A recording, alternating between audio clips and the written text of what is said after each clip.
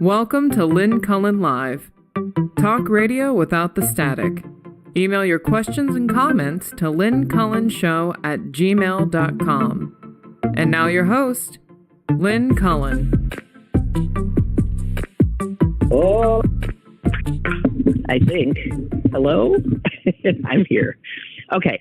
I didn't have my headset plugged in. Things are not as they're supposed to be here in the Cullen house. Yeah. So, no need to trouble you about that, but just suffice to say that my dog's still here, so there might be some commotion when and if his walker comes to get him. He heard that. Walker? Yeah, I don't know where she is either, Blue Boy. And also, my son is threatening to show up and just stare at me throughout. But I think he's left, right? I hope. So, there's all that. Anyway, haven't talked to you guys since last Thursday, and Thursday was, of course, the last January 6th hearing. And like the ones before it, it was a doozy. They wrapped things up beautifully, the most impressive display of what a really serious and good congressional committee can, in fact, do. 99% of the time, what they do is grandstand. That's all they do. There was zero grandstanding in this, and that was huge and extraordinarily well produced all the way down the line. But the thing that was most mind-blowing was, of course, the documentary footage that I hadn't known existed of Nancy Pelosi and other House leadership in hiding in a secure environment, a fort, in fact, while January 6th was unfolding. And to see the reaction of Nancy Pelosi in real time as she discovers what, in fact, is that they've been told that the people in the House, she's been taken out, have been told to put on gas masks, and to see her reaction. We all were stunned that day. It was, in that respect, not unlike 9/11, where you just sat staring in disbelief at your television, at something that was unfolding in front of you, something huge, something historic, something terrifying, something mind-blowing. And then to be given this behind-the-scenes look, the luck of the fact that her daughter, Pelosi's daughter, who is a documentarian, happened to have been there that day, because it was to be an historic day simply by virtue of the certification of the vote. And a lot of people, the vice president had his family with him as well. It's a big historic occasion. Little did they know the kind of history that was going to unfold. But Alexandra Pelosi, just immediately, I don't know that she had a camera. She pulled out her phone, I suspect, and realized that she was witnessing something truly extraordinary. So I think it's just fascinating to see. And the thing that I came away with was just cold admiration for Nancy Pelosi. What a extraordinary human.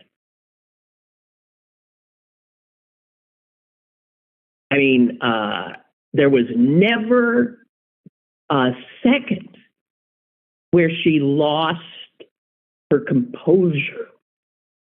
All this stuff that she's hearing and seeing, and how she immediately, I mean, she doesn't turn to any, she takes command.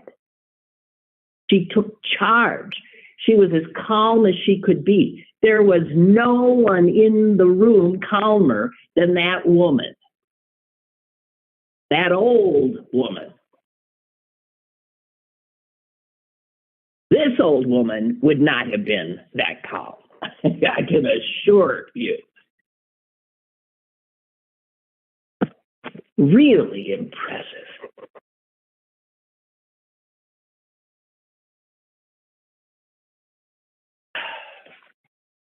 But guys, I have to tell you, there is no way that I'm going to be upbeat about what I see coming. Because what I see coming is not good. And it doesn't help. Now, granted, I'm the one who keeps saying, media exists to get us, in a state of anxiety and fear. It's how media sells its product. And the reality is that,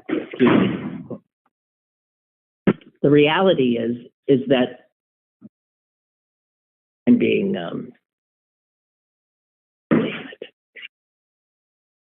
reality is I was being distracted. Not happy. Okay, sorry. That was, I lost total train of my thought. Forgive me.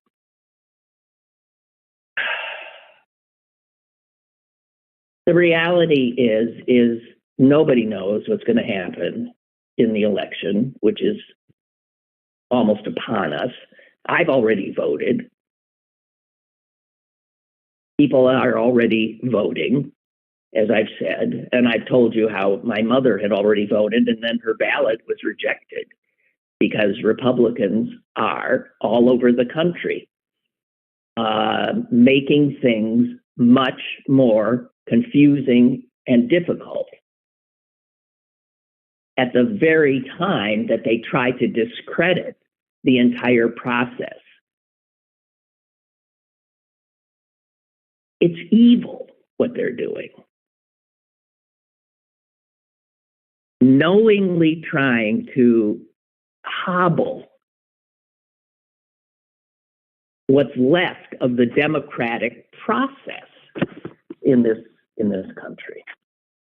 And then back to media, I'm angry because I see, the New York Times today with this big story about how the Republicans are gaining momentum as the election nears, and that the polls are showing that independent voters are breaking toward Republicans.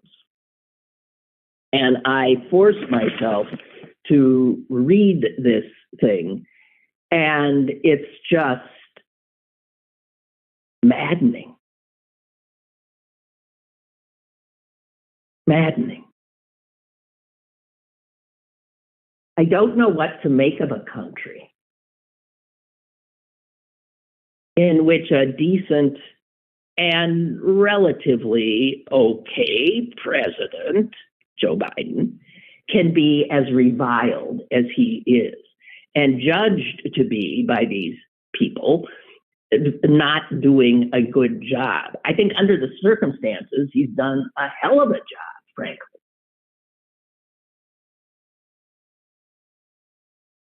And these articles always include quotes, from regular people. Joe Blow on the street. And it's the quotes that invariably strike fear in my heart, because they're emblematic of a population that can't think straight. people are quoted who supposedly are Democrats. I mean, they say they're Democrats, but they're both voting Republican.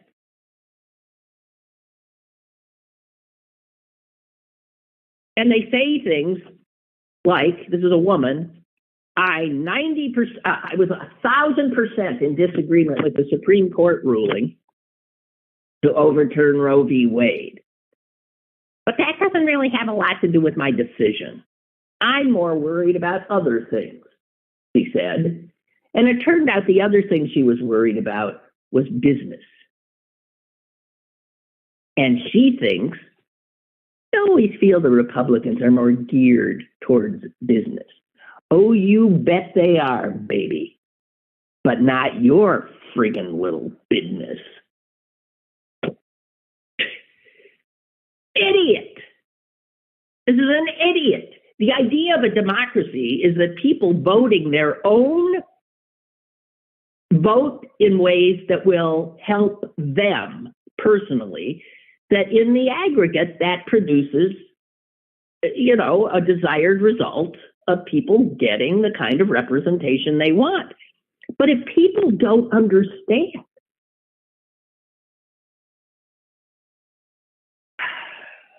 what the parties and the candidates they're voting for are really all about,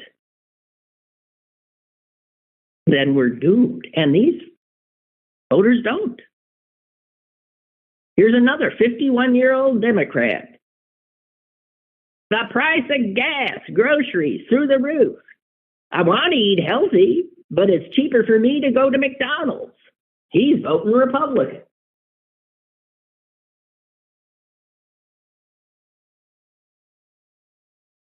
So it's likely that Americans are going to, after the Republicans aided and abetted a coup d'etat in this country, an effort to actually prevent the elected president from taking office, the American people are about to reward that party with more power.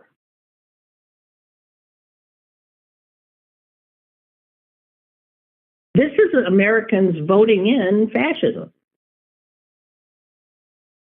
And it made me think of, that famous quote, the year being, 1787. That's when the Constitutional Convention was finalized. The Constitution was finalized. And, Ben Franklin stepping out of Constitution Hall and being asked, what do we have? A republic or a monarchy? And his response, a republic, if you can keep it. Well, I think Americans are about to show that they can not. Because keeping a republic demands a certain measure of engagement on the part of the citizens of the republic, of interest, of responsibility. And we have a lazy, uneducated, easily led nation of sheep. And I think we're about to vote in a neo-fascist regime. So forgive me if I'm not feeling chipper today.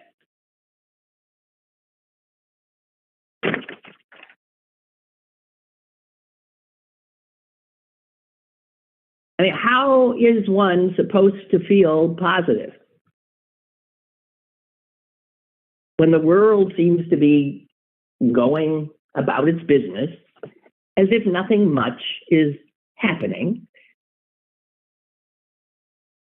when we're about to lose our country.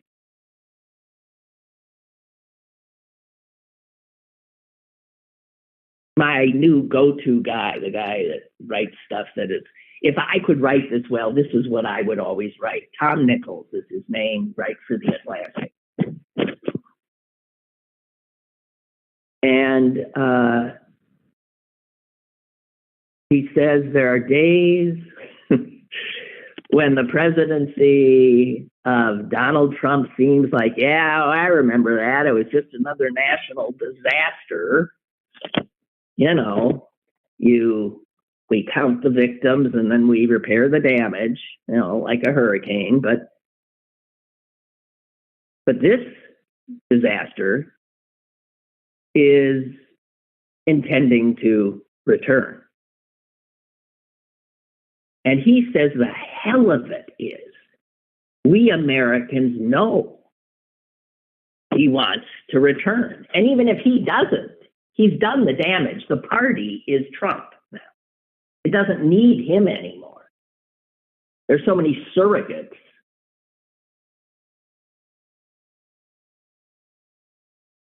Tom Nichols writes, and millions of Americans would gladly welcome the return of this disaster.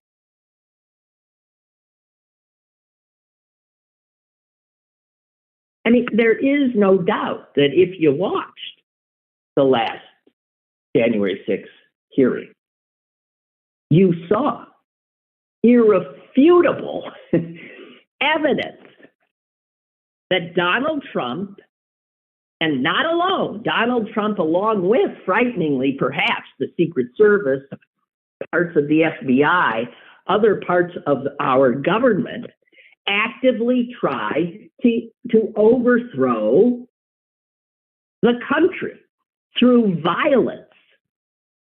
And Americans have moved on, just like you do after a disaster.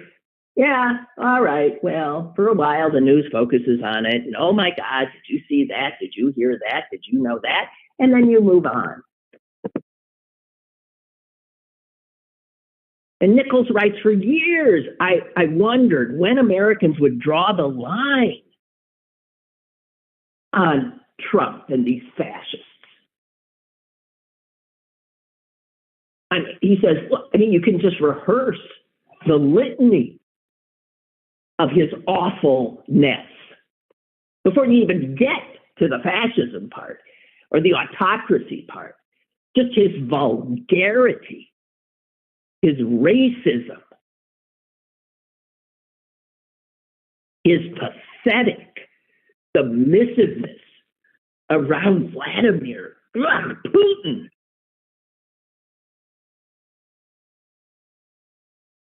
The effort to, my God, what he did to Zelensky. That's the reason we had the first impeachment hearing. He tried to bribe Zelensky.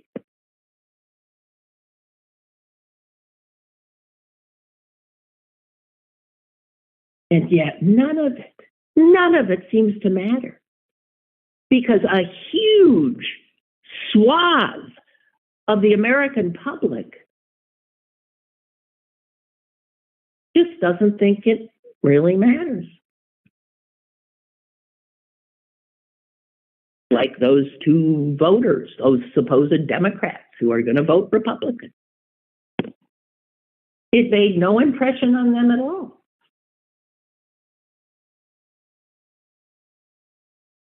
Ordinary Americans who have literally shrugged off this insurrection and attempted coup, just shrugged it off like it was another, so yeah, I know that happened, big deal.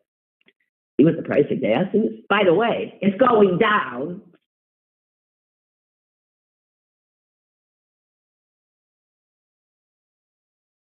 And one of the things the January 6th hearing showed us is that these guys came really pretty damn close. You know, one person not standing up here, one little thing changing there, and they could have, in fact, pulled this off.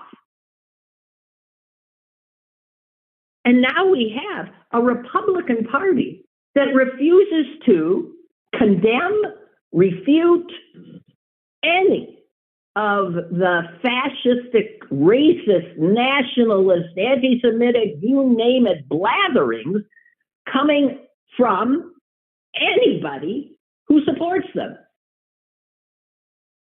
From Donald Trump to Kanye West. From Mastriano.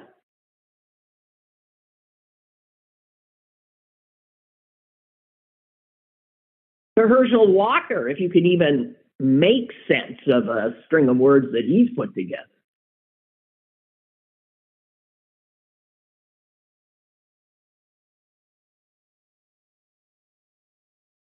Nichols says, in a country that still had a functioning moral compass, citizens would watch the January 6 hearings, would band together, regardless of party or region, and refuse to vote for anyone remotely associated with Donald Trump.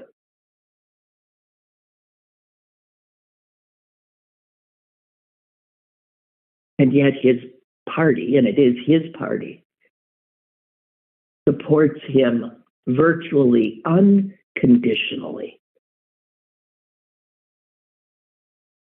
And several of the Republican candidates running, including here in Pennsylvania, have already vowed to join Trump in his continuing attack on our democracy. So to vote for any Republican is to vote against democracy. It is as clear as that. It's that simple.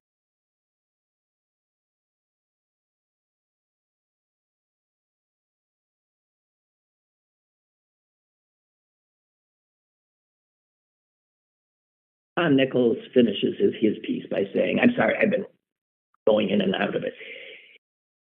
In the confusion of the moment back in January 2021, it was easier to believe that perhaps the mob was spontaneous, that elected Republicans were sincere in reviling Trump for his part in creating it, and that the GOP might come to its senses, at least where Trump is concerned.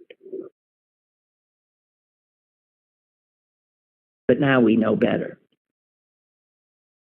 To vote for anyone still loyal to a party led by this narcissistic sociopath who put our elected officials and our political system itself in peril is to abandon any pretense of caring whether the United States remains a constitutional democracy.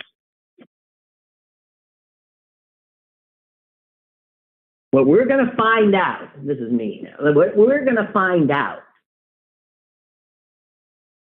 with the November election is how many Americans care. And I fear.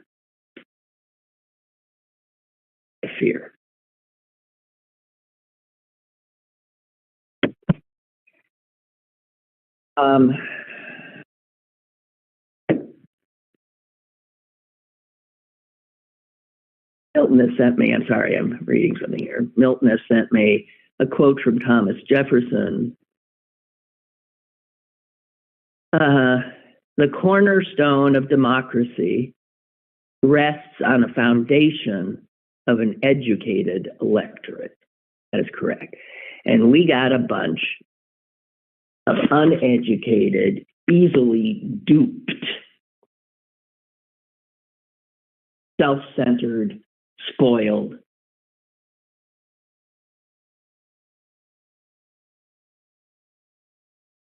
And a republic is not for such people. It cannot exist with such people. I think we're doomed.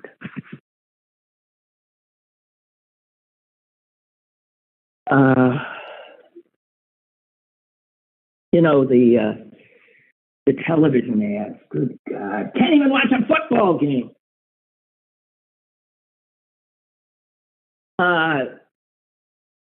The ads are, and have been for decades now, an indication of how stupid the American electorate is deemed to be, because those are ads that are intended for an ignorant elector, right?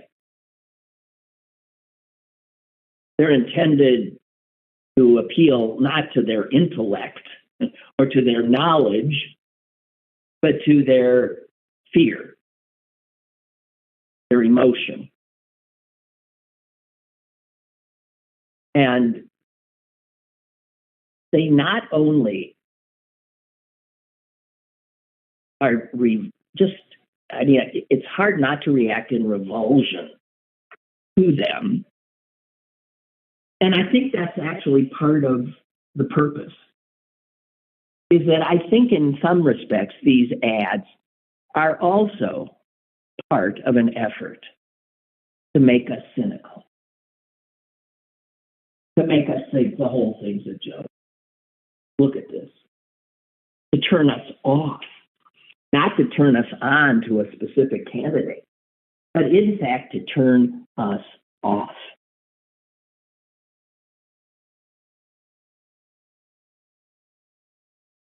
Because if you turn enough of us off, and I'm afraid we've already reached that critical level, if you turn enough Americans off, and their heads off, turn their sense of responsibility to the republic as a citizen off, whatever, turn them off, then the republic cannot stand.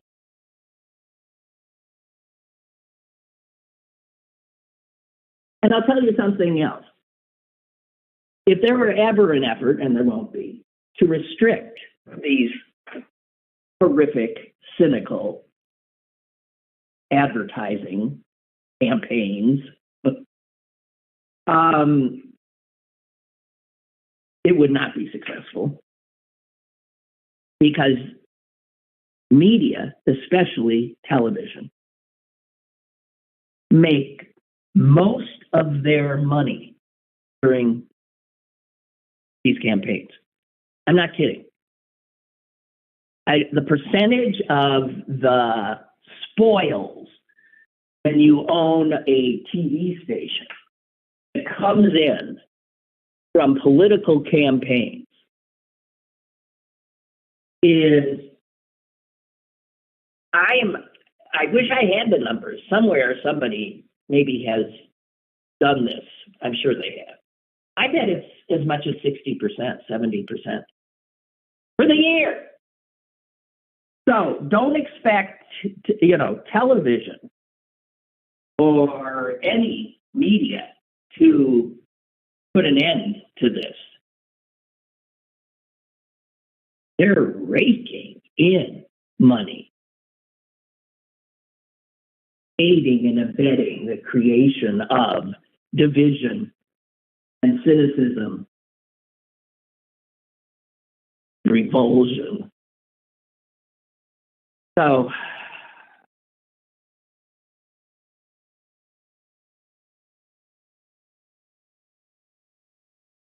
I don't know if this got much play, but 1 week after January 6th,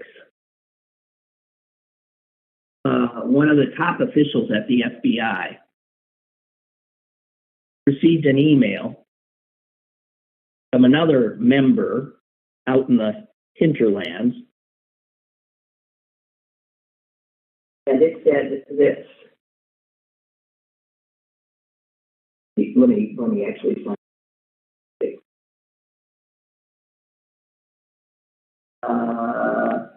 Why can't I find it? Here. So here, this was sent to the FBI a week after, to a high person in the FBI. There's no good way to say it, so I'll just be direct. From my first-hand and second-hand information from conversations since January 6th, there is, at best, a sizable percentage of the employee population, that means members of the FBI, agents, that feel sympathetic to the group that stormed the Capitol.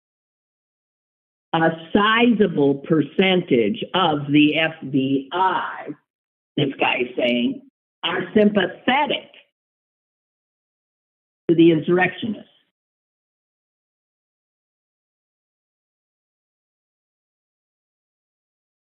Several, guy's email went on, also lamented that the only reason this violent activity is getting more attention is because of political correctness. Oh, more attention than Black Lives Matter. They all thought Black Lives Matter was worse. This is the FBI agents. The reason we even know of this email is a journalist through the Freedom of Information Act got their hands on it. So what this tells us is, and January 6th committee made clear that the Secret Service also is crawling with these fascists. Now we got the FBI.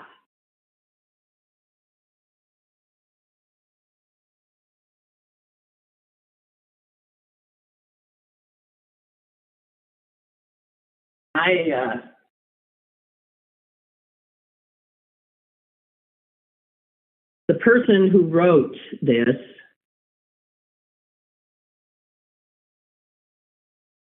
said that more than 70% of a specific FBI office in a red state, that office is counterterrorism squad,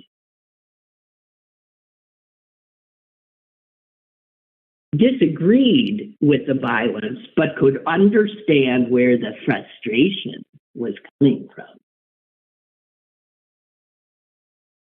This, by the way, was sent to the Associate Deputy Director in charge of FBI personnel administration. A month after he got this, he was named Deputy Director. That's the highest rank under the Director, Christopher Wray.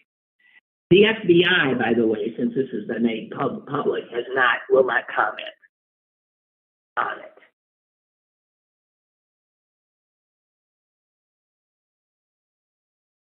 The president of the FBI Agents Association, I guess that's a kind of union,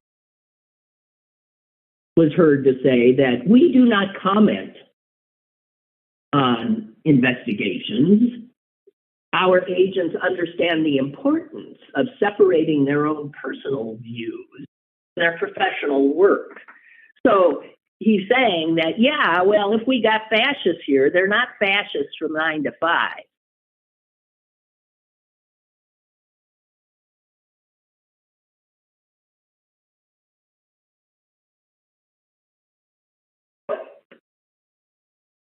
There is so much cleaning of houses to be done.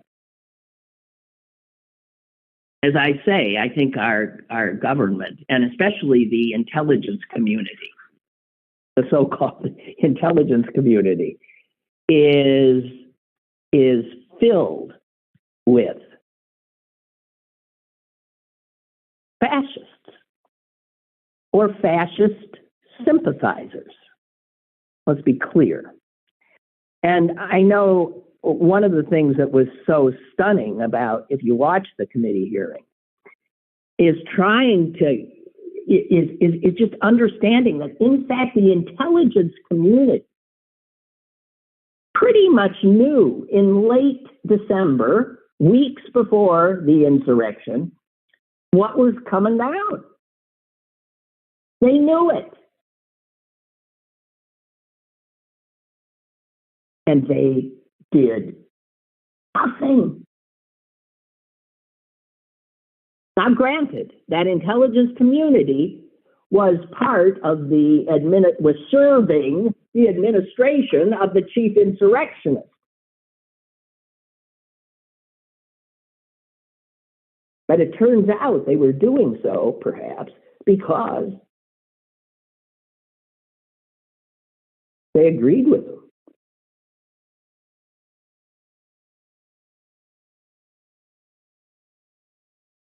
A lot of house cleaning. Now, it isn't what I normally like to do, but, with Kanye's going after the Jews now, he doubled down, by the way, over the weekend on a podcast. Just every anti-Semitic trope known, Jews controlling everything, including his career. Jews controlling absolutely everything. And now Trump, and any Jew, and I know there are Jews who still support Republicans.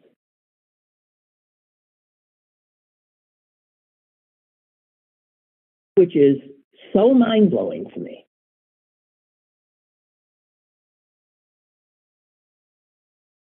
And they do it, if you ask them, many of them will tell you, because he was strong about Israel. And I understand caring in that regard, but I care a hell of a lot more about the United States of America, where I live, where I am a citizen.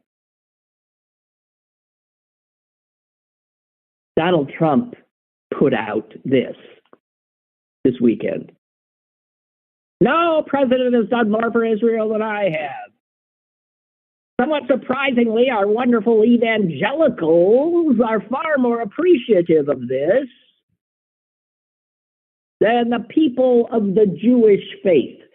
Now, I have to tell you, when people say people of the Jewish faith, they are doing 2, 3, 4 almost degrees of separation from a word, Jew. Because in their minds, Jew is, it's like the N-word, Jew. And so to show they're not a Jew hater, they say members of the Jewish faith. Or I've even heard, and I'm sure you've seen, I love this one, of the Hebrew persuasion. Bending over backwards, not to say the J word, Jew.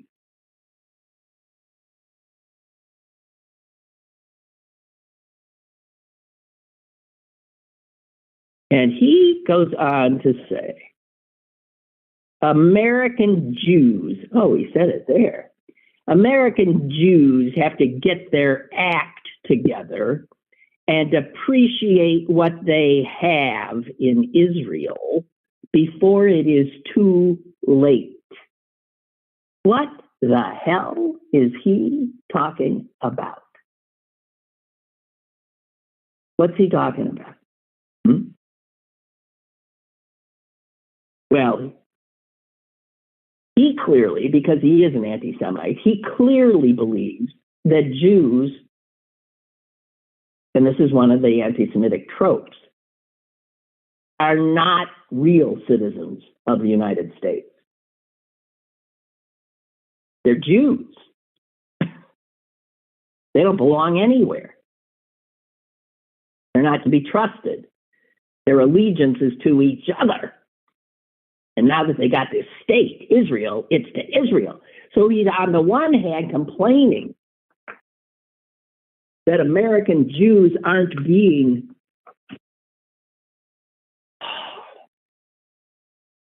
You know what? I'm sorry. My head starts to spin. I can't. I'm sorry. I'm just going to leave it.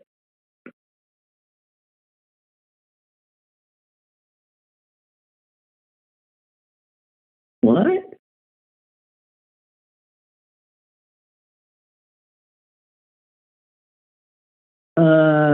Bree is writing me from Malaysia. I was surprised to hear that Jim Bohannon is retiring. I didn't know, and I don't know. And Bree says, I remember he participated in the Gabathons back in the day. He did?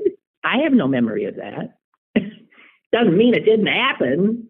I have no memory of that. No. I thought the Gabathons were all us local yokels. Jim Bohannon was not.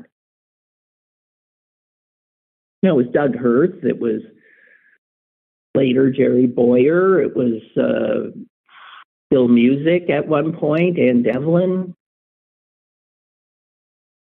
What happened to Jerry Boyer, by the way? He was sort of a Christian nationalist, white Christian nationalist before they were powerful as they are now. What happened to him?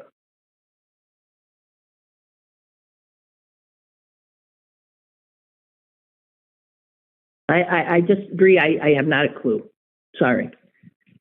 And Bree says he believes Hillary Clinton will run in 2024. Well, fine. Just shoot me now.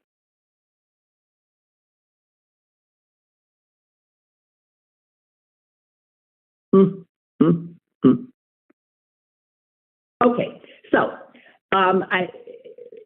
fear is a big part of getting people's attention. And fear, as I've said, is what Republicans are just brilliant at peddling to their advantage. And media thrive on creating fear. It's just it's the go-to drug. You get people scared enough, man, there's no end to what you can do. And I've always been astonished at how afraid so many people are just living their lives, regular, ordinary people. And you see how fearful they are by, how people, for instance, walking their way too old children a few blocks to school, or walking them to the school bus and standing there until the bus picks them up, and then being there when the kid gets off. And the kid's practically shaving and the parents still, waiting for little Johnny to get off.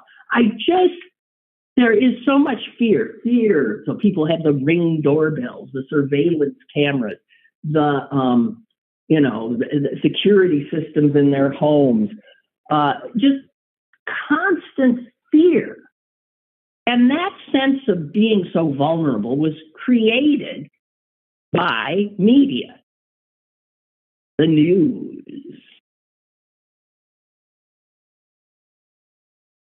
And that app Nextdoor, which allows neighbors to speak to neighbors, I look at it sometimes just for a laugh, mostly. And I got a big laugh the other day because here is what somebody in Forest Hills put up. Let me find it. Here. Just a reminder, put a baby monitor in your car at night. Put the other half where you sleep. So you will be able to hear any noise around your car. It's not that hard. Just hide it in the car. It's amazing. I read that and thought, what the fuck? Do you mean? Well, so obviously somebody's parking their car out on the street and is scared to death that someone's going to take the car or do something to the car. Okay. and is willing to go buy a baby monitor to stick in the car and then sleep with that baby monitor in case anything happens around the car, which would then wake you up. And so I'm thinking, has anyone heard? Now, I understand. I've had my car stolen. It's something that happens. It's why we have car insurance, right? It's just a car, whatever. I don't know. I lock it. I hope. The idea, I thought people would just laugh at this. There is not one person, like 90, 100 people wrote back saying, wow, thank you for this. Great idea. I'm going out. I'm getting a baby monitor right. So right now, I'm just telling you that according to this, like every other car on the street in Pittsburgh has a friggin' baby monitor in it now. And then they're comparing. You can get baby monitors. Then somebody said, you can get them at Goodwill for like $6 or something. Or you can get them. And those are people who want to know if their baby's okay. How about leaving them for their babies, the poor people, instead of suburbanites worrying that their car is going to, I don't know. Oh, God. How can people live with this level of concern about stuff, about things, about some unknown somebody wanting to take their things? Yeah, I know it happens. As I said, it's happened to me. The end of the world.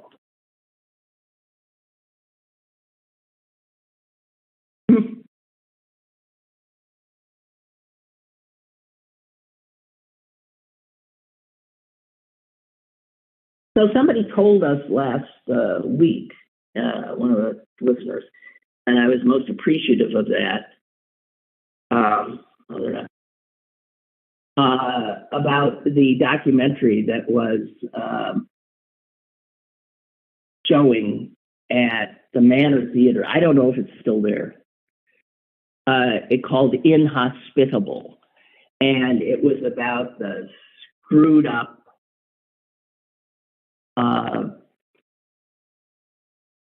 healthcare industry. And I do mean industry. It ain't exactly about your health. But apparently this thing is just a takedown of UPMC.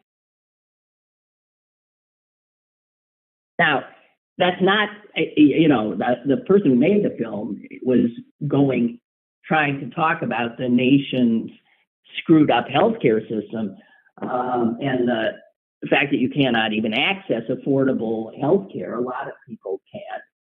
And how, non-profit hospitals made more profit than ever before in the last few years as the care got more expensive, yes, and then less accessible. And even though the documentary is about the nation as a whole, it spends a ton of its time on UPMC because they can make their entire argument.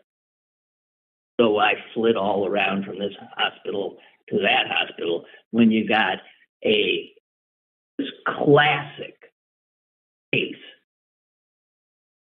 of all that is wrong with American healthcare right here. Our very own behemoth, UPMC. And a city paper critique of it said, it's a mix of expose of tragic firsthand accounts,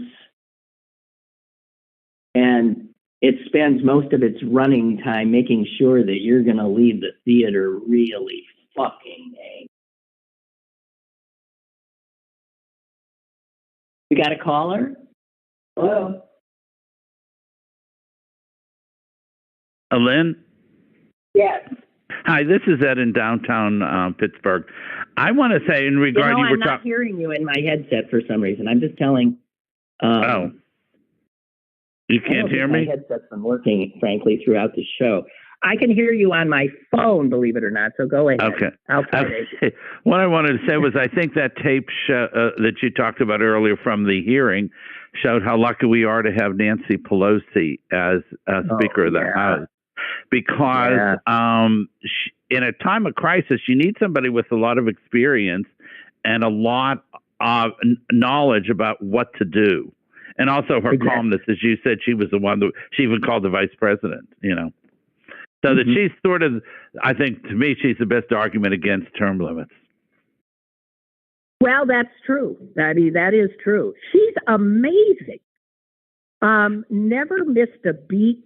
And she never lost control. She never lost control. She never cry. She was calm. Yeah. We have to get this done. Yeah, it was quite impressive. That's right. I mean, and calling the right people. And you realize that, the juxtaposition of her desperately trying to get help to the people that were still at the Capitol. Right. And desperately trying to certify the vote, doing both of those things, while the President of the United States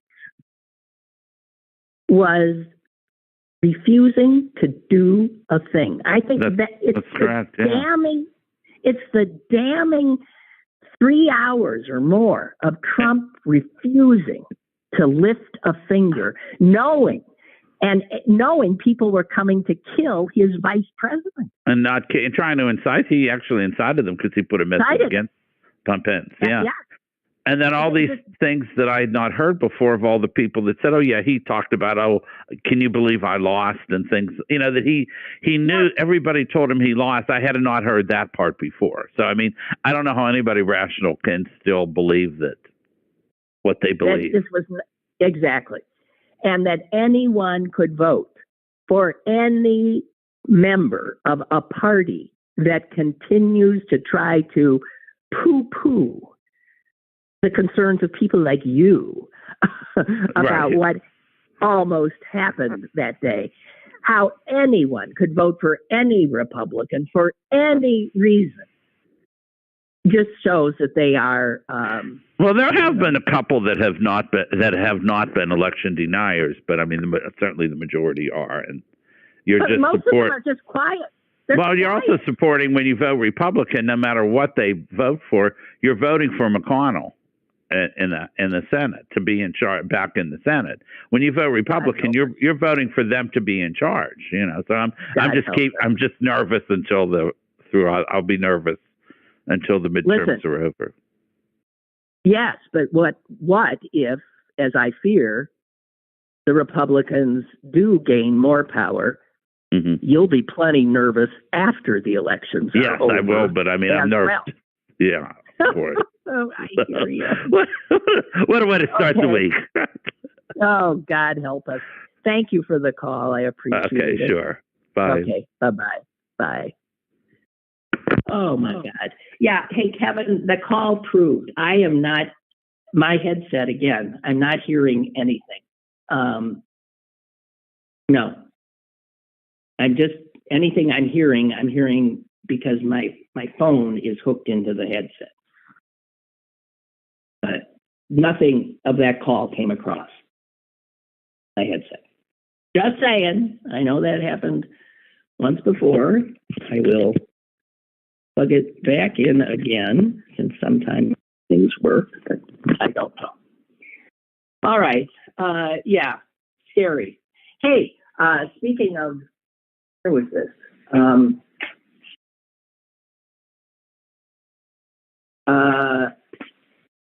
Looking at what's going to happen, like for instance, in the Senate,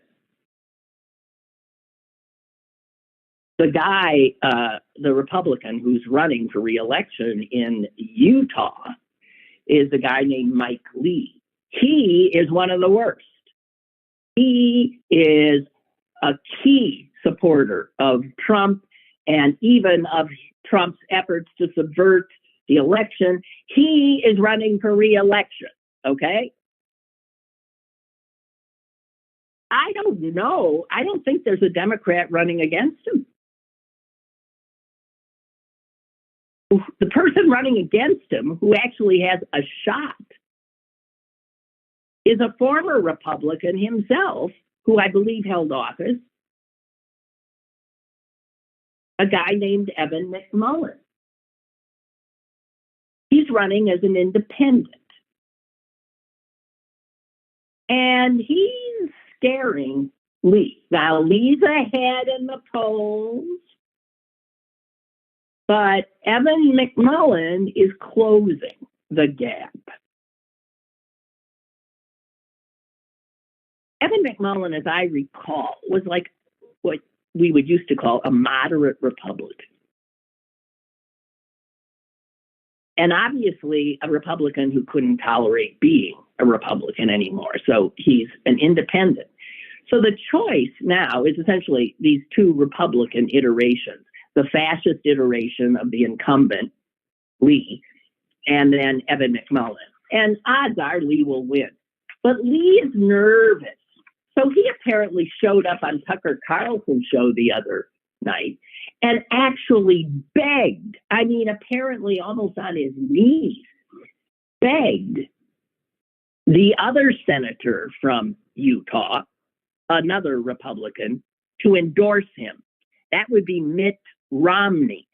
Mitt Romney has not endorsed his fellow Republican senator, in part because we never endorsed him.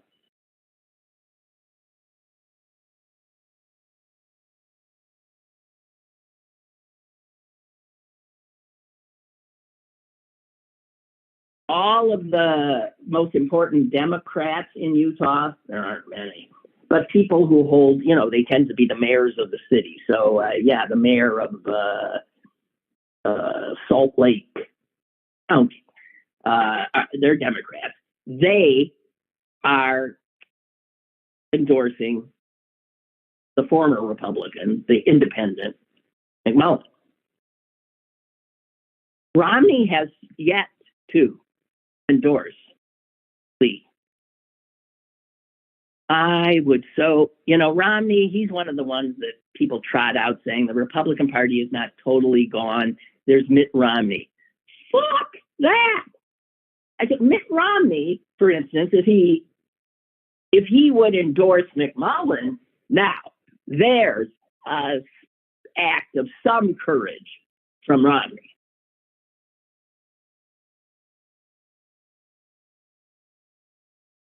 The latest polls, and who knows, polls, schmolls, I just don't know, had the incumbent fascist Lee at 41% and McMullin with 37%. And that's closing. That's a 4-point difference, 12% undecided.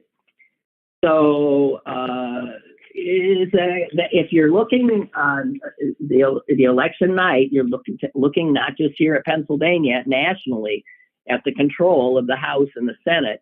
That's a win there would be so huge, extraordinary, huge.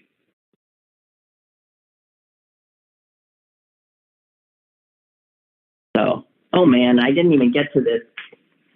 Did you see this? Oh, this is really bad. This inmate, a 31-year-old guy who's doing time, a 14-year sentence for armed robbery in Georgia, got a hold. He's in his cell, but he got a hold of a cell phone. And with that cell phone, he managed a heist from his prison cell of $11 million. I mean, unbelievable. From his cell, he called Charles Schwab Corporation and impersonated this billionaire, this 94-year-old billionaire named something Kimmel, Sidney Kimmel, and somehow had access to Kimmel's identification. So he was able to pull off. He got them to open a checking account for him and transfer $11 million of the old guy's money to an account that he had control of, which he then used to buy a bunch of gold. And then he took the gold and he bought a 6-bedroom house outside Atlanta for almost $5 million. And he paid the whole damn thing in cash for the house. This is from his jail cell, which, of course, now he's going to be spending even more time in. Unbelievable. And he's doing 14 years for armed robbery. He didn't get any 11 mil in his armed robbery. Should have stuck to the phone. Man. Incredible. All right, that's it for me. I'm done. I'm toast. I'll be back tomorrow, as far as I know. Oh, and just a program note. This is a shorter week for us. My producer has a well-earned vacation, and we don't have anybody to replace. Boy, it's nice to be irreplaceable, ain't it, Kevin? So, no show on Thursday and the following Monday. So we'll have 2 weeks of just 3 days for the show, which, that's enough depression and horror, isn't it, for the week? Yeah, for me too. All right, talk at you tomorrow. Have a good one.